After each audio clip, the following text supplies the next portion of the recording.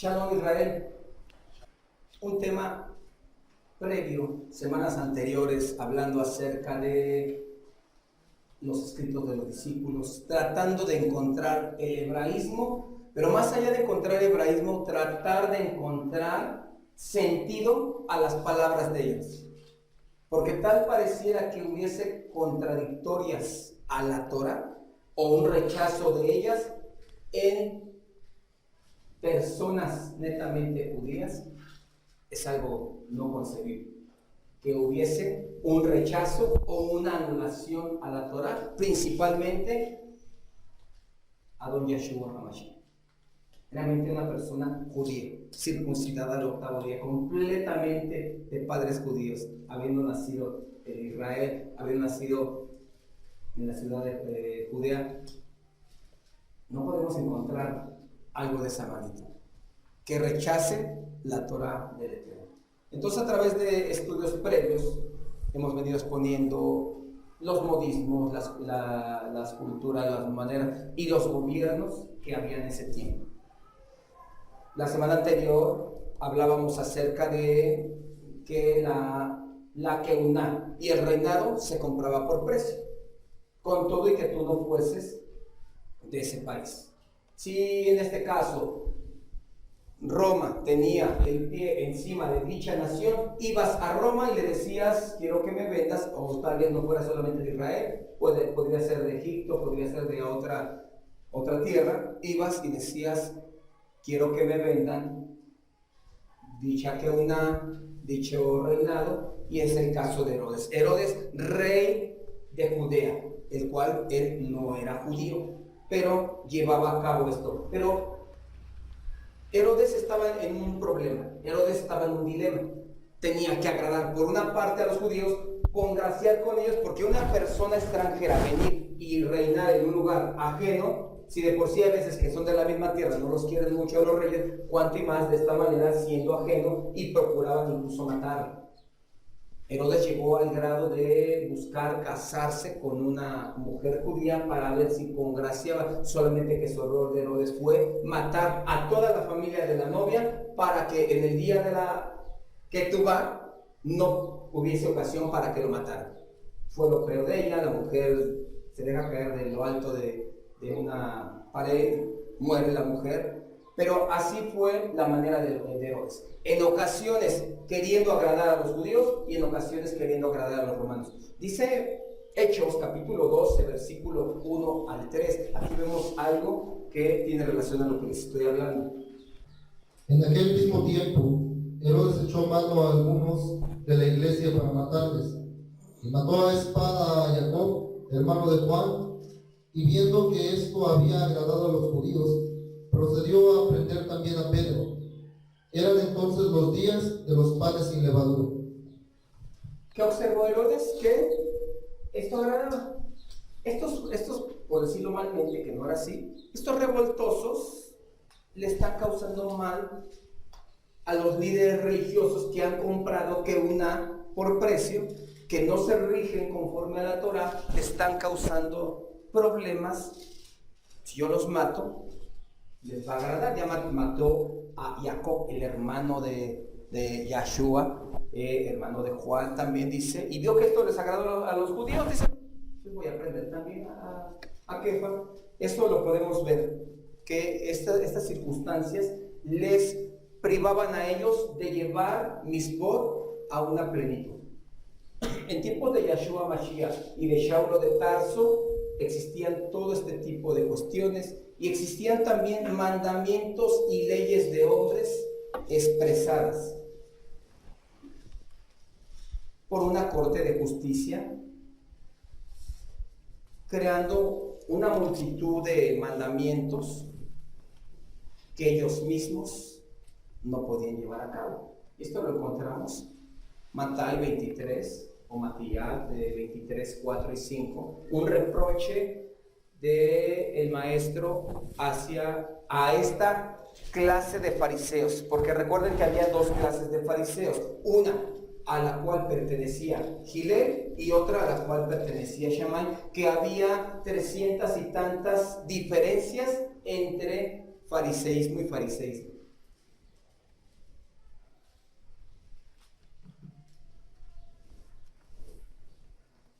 porque atan cargas pesadas y difíciles de llevar, y las ponen sobre los hombros de los hombres, pero ellos ni con un dedo quieren moverlas.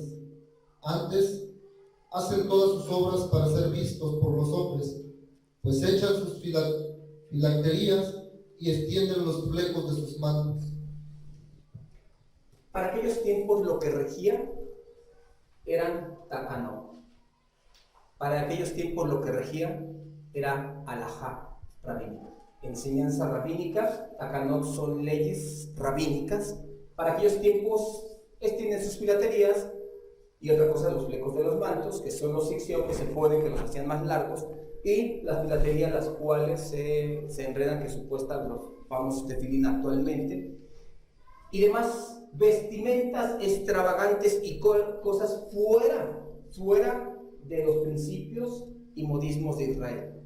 Mira que es de esta manera. Un ejemplo, hoy día la alajá judía, lo que es el Shulchan Aruch, un ejemplo, el manto, para que pueda cumplir la misbah, un varón de usar el manto, tiene que llegar abajo de la cintura para poder cumplir la misbah de ser un manto. O sea, vean cuestiones fuera de la que no lo encuentra uno en la escritura. La escritura más simplemente te habla el manto con que te cubras y no te está diciendo qué tan grande, qué tan pequeño sea el manto. Un manto muy pequeño, simplemente se lo pone en la cabeza y demás, o se lo pone en la espalda, un manto de representación a un mishkan pequeño.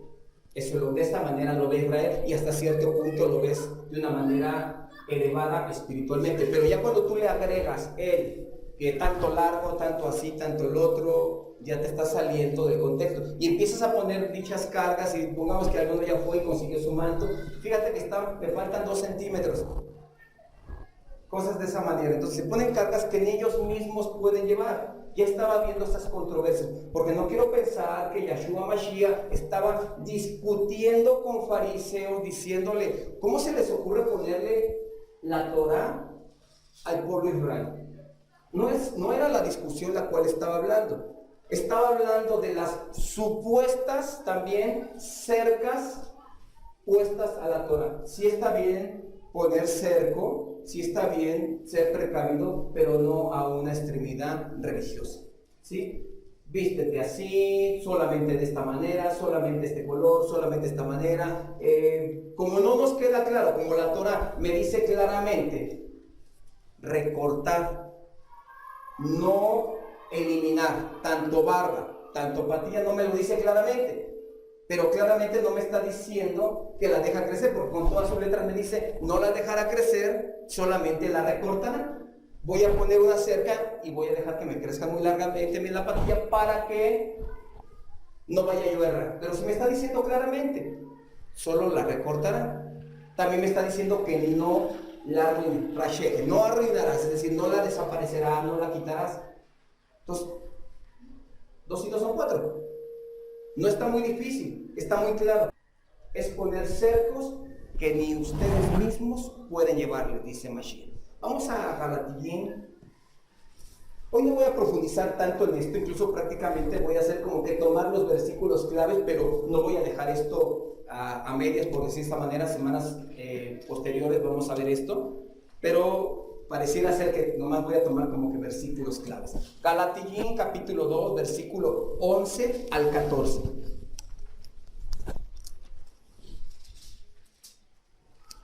Pero cuando Pedro vino a Antioquía, le resistí cara a cara, porque era de condenarlo. Pues antes que viniesen algunos de parte de Jacobo, comía con los gentiles, pero después que vinieron se retraía y se apartaba, porque tenía miedo de los de la circuncisión. Y en su simulación participaban también los otros judíos, de tal manera que aún Bernabé fue también arrastrado por la hipocresía de ellos. Pero cuando vi que no andaban rectamente conforme a la verdad de las buenas nuevas, dije a Pedro delante de todos: si tú, siendo judío, vives como los gentiles y no como judío, ¿por qué obligas a los gentiles a judaizar? Si tú, siendo judío, tú naciste aquí, y aquí no tenemos dichas prácticas judaizantes. no tenemos dichas prácticas. Tú siendo judío vives como los gentiles, vistes igual que ellos, estás igual que ellos. Aquellos los cuales están hablando, estamos hablando de gentiles, lo que se conocía en aquellos tiempos, dos grupos. Prosélitos, que ya habían pasado por 18 normas que pone el judaísmo en aquellos tiempos. Hoy día no las desconozco cuántas son las normas, pero sí hay normas para que tú puedas ser un prosélito, un judío prosélito, un judío converso. En aquellos tiempos existían dos grupos: judíos prosélitos y los temerosos de Dios. Los temerosos de Dios, ¿qué les aplicaron a ellos? Lo conocido actual también hoy día, famosas leyes noajinas. Ya con que tú dejes los ídolos, pues no eres considerado como un prosélito, pero pues podemos tener cierta relación. Entonces, ¿qué es lo que hacían? Los prosélitos ya se sentían como que más elevados, y a los temerosos de Dios, que los tenían como gentiles, si tú siendo judío, siendo nacido en Israel, tú no tienes esas prácticas. Tú no tienes esos modismos, tú no tienes judaísmo, tú tienes la cultura de Israel. ¿Por qué obligas a estos nuevos? Les pones estas cargas. En una ocasión les dijo: hay de vosotros, escribas y fariseos, que no entras ni dejas que otros entren. Y en este caso Pedro estaba haciendo algo con similitud. Dice que su hipocresía fue arrastrado también. Empieza a mencionarlos y lo encaré porque era vergonzoso lo que estaba haciendo. Oye, esa mentalidad no tenemos dentro del pueblo de Israel. Nosotros tenemos Torah, nosotros no tenemos halajá, nosotros no tenemos leyes rabínicas. Sí hay un acuerdo, hay un acuerdo para que no se extravíe el pueblo, y estaban dos casas, Shammai, estaba Hillel. Hillel tenía unas normas no livianas, sino apegadas a la Torah. ¿Y quién lo seguía? Solamente sus discípulos. ¿Y quién se apegaba a Shammai? La mayoría. ¿Por qué razón? Porque Shammai tenía el respaldo judicial. No los podían aprender, yo soy de la casa de Shammai, no pasa nada. Soy de la casa de Hillel, te vas detenido. Como lo que vimos hace un momento. Vio que le agradaba eso a los judíos y también prendió Pedro, también hizo esto. ¿Por qué razón? Porque tú eres de la casa. Empiezas a ver por las cosas que están aconteciendo, puedes ver de qué casa era Mashiach, de qué casa era Shaulo. ¿Qué pasó con nuestro Adón Yahshua Mashiach? Lo aprendieron. Si él hubiera sido de la casa de Shammai, eso no hubiera acontecido. Entonces podemos ir atando cabos y podemos comprender de qué casa eran y por qué esto y por qué aquello. Y con esto podríamos comprender un poco Galatín 5, 10 al 15. Aquí es donde les hablaba yo, que probablemente pues nomás voy a tomar como que lo clave, pero lo demás del capítulo 5 lo vamos a ver semanas adelante, si el Eterno concede. Dice de esta manera, 5, 10 al 15. Y confío respecto de vosotros en el Señor, que no pensaréis de otro modo, mas el que os perturba llevará la sentencia, quien quiera que sea. Y yo, hermanos, si aún predico la circuncisión, ¿por qué padezco persecución todavía? En tal caso, sea quitado el tropiezo del madero. Ojalá se mutilasen los que os perturban, porque vosotros, hermanos, a libertad fuisteis llamados, solamente que no uséis la libertad como ocasión para la carne, sino servíos por amor los unos a los otros, para que toda la ley en esta sola palabra se cumpla: amarás a tu prójimo como a ti mismo. Pero si os mordéis y os coméis unos a otros, mirad que también no os consumáis unos a otros. Nótese que dice el versículo 10 en el cual dio inicio: yo confío respecto de vosotros en el Adón. Es decir, mi confianza que tengo en el Eterno, o yo ruego mucho al Eterno que ustedes no tengan otro modo de pensar. Israel solamente tiene un modo de pensar, no tiene dos modos de pensar, solamente tiene un modo de pensar. Yo confío mucho respecto de vosotros en el Adón, que no penséis de otro modo. Más el que os perturba, más el que viene con leyes alágicas y tacanó, dice, llevará la sentencia. Yo confío en que no vaya a pasar esto, pero va a venir. Ahora dice, Aquí, ¿cuál es el problema? Capítulo 5 empieza hablando de la circuncisión, que no pareciera ser que dice que no se circunciden y demás, pero hay que leer con claridad todos estos contextos. Pero le está diciendo, a ver, ellos tanto están peleando que te circuncides, yo predico la circuncisión y me andan persiguiendo. Entonces el propósito no es por la circuncisión, el pretexto no es por la circuncisión, porque yo predico circuncisión y me andan persiguiendo. Entonces, en tal caso se ha quitado el tropiezo de madero. El tropiezo de ellos es esto porque yo soy Mashiach. El tropiezo de ellos no es porque yo predico la circuncisión. Ellos dicen que la circuncisión, yo la predico. Porque toda la ley en esta sola palabra se cumple. Amarás a tu prójimo como a ti mismo. Dice esta versión, porque toda la Torá está unida a una misma. Ama a tu prójimo como a ti mismo.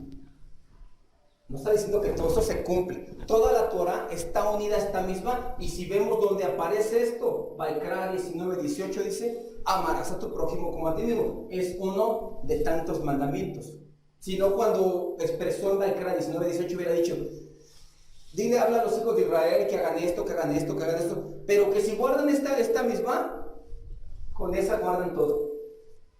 Si no hubiera expresado eso en ese capítulo, entonces podemos ver que le podemos ver coherencia a esta traducción cuando dice, porque toda la Torá está unida a una misma. Ama a tu prójimo como a ti mismo.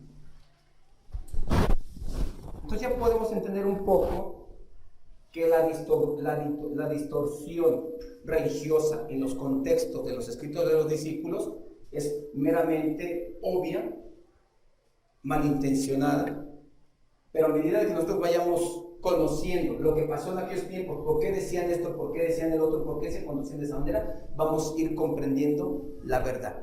Incluso cuando iniciamos este tema, ya después de haber pasado el nacimiento de Mashiach, titulamos los temas Conociendo la verdad o Encontrando la verdad a través de los escritos de los discípulos. Entonces, con esto podemos comprender los modismos que les había mencionado semanas atrás. Capítulo 1 de Hechos, versículo 12, cuando habla que bajaron del aposento alto, camino de un día de reposo, en donde encontramos en la Torá que nos dé la medida de camino de un día de reposo, los límites del día de reposo. No lo encontramos en ninguna parte. Aquí estamos encontrando alajá. Alajá que te está mencionando ahí. Alajá, Hillel tenía un término, Shammai tenía otro término. Pero a fin de cuentas, alajá. No hay una prohibición meramente, no salgas de tu territorio. Y a fin de cuentas, si Shammai tenía lo que se conoce como su erut, como su límite, el monte Moriah a la sinagoga, Shammai, los límites de la muralla, es decir, mientras no salgas de tu territorio, y eso sí va acorde a la Torá. Primera vez que encontramos en Shabbat, capítulo 16 de Shemot, dice, ninguno salga de su territorio. Es decir, tú puedes ir de lado a lado del campamento, ninguno salga de su territorio. Entonces, es decir, que Hillel estaba más apegado a la Torá que Shammai, pero a fin de cuentas, alajá, que estaban enseñando en aquellos tiempos las dos escuelas de aquellos tiempos. De esta manera entonces podemos avanzar más a lo que venimos aprendiendo semanas atrás, acerca de lo que les decía, acerca de los prosélitos, los temerosos de Elohim. Vamos a abrir el libro de los Hechos, capítulo 13, versículo 16 y versículo 26 nos hablan referente a esto que les expresé. Entonces Saulo, levantándose, hecha señal de silencio con la mano, dijo: varones israelitas y los que teméis a Elohim, oíd. Varones israelitas, un grupo, y los que teméis a Elohim, otro grupo. Dice el 26. Varones hermanos, hijos del linaje de Abraham, y los que entre vosotros teméis a Elohim, a vosotros es enviada la palabra de esta salvación. ¿Sí? Hijos de Abraham, del linaje de Abraham, un grupo. Y los que teméis a vosotros es enviado esto. No está dando un discurso para gentiles y un discurso para a vosotros es dada esta palabra. Efesios capítulo 2 dice, vosotros los gentiles en otro tiempo, ustedes no tenían promesa, no tenían pacto, no tenían nacionalidad, estaban ajenos a todo esto, en otro tiempo. Pero ahora dice aquí el 26, varones hermanos, hijos del linaje de Abraham, los que de entre vosotros teméis a Elohim, a vosotros es enviada la palabra de esta salvación. Por cuanto todos pecaron, están destituidos de la gloria de Elohim. Por cuanto todos, judíos, israelitas, hijos del linaje de Abraham, todos están destituidos y a vosotros es enviado este mensaje. A vosotros. Ustedes gentiles también en otro tiempo, ustedes no tenían nada que ver con esto, estaban sin Elohim, sin pacto, sin promesas, sin Elohim en el mundo, sin Mashiach, no tenían nada, pero ese es punto y aparte. Hoy les estoy hablando, a vosotros les está dada esta palabra de salvación. Escuchen, es lo que está hablando a temerosos de Elohim y a judíos, e incluso tomando en cuenta aquí. Prosélito lo encontramos en 2 o 3 ocasiones. Había uno, dice, prosélito de Antioquía, lo que hablaba Mashiach también haciendo un reproche, recorréis mar y tierra por hacer un prosélito. Eso era otro grupo. Es lo que podemos avanzar esta semana. Capítulo 10 de Hechos también nos habla Cornelio, temeroso de Elohim. Cornelio era un centurión romano, es decir, era un romano temeroso de Elohim, que había renunciado a los dioses de Roma, había renunciado a su credo, a sus modismos, había renunciado a toda la manera de pensar de Roma y había creído en el Elohim de Israel. Eso es lo que encontramos. Y eso no es nada nuevo para Israel. En los tiempos de los varones que se llenó de lepra, Naamán, reconoció al Elohim de Israel. No se enoje mi Señor si yo entro al templo de mi Señor y mi Señor apoya su mano y entro al templo y menciona al Dios que adora a su amo, pero yo voy a llevar unas cargas de una mula, voy a hacer un altar allá y solamente Elohim. Es decir, yo ya me despegué de otra deidad, solamente Elohim va a ser mi Elohim, solamente Elohim de Israel va a ser mi Elohim, pero pues todavía voy a tener prácticas las cuales tienen como la alimentación y demás. Es decir, yo reconozco, ya eso ya existía tiempo antes, en los tiempos los cuales estamos viendo en este capítulo, ya estaba existiendo esto. Así el Eterno nos permita ir encontrando y comprendiendo, teniendo verdad para presentar defensa con mansedumbre delante de los cuales nos demanda enseñar nuestra fe. Amén. Amén.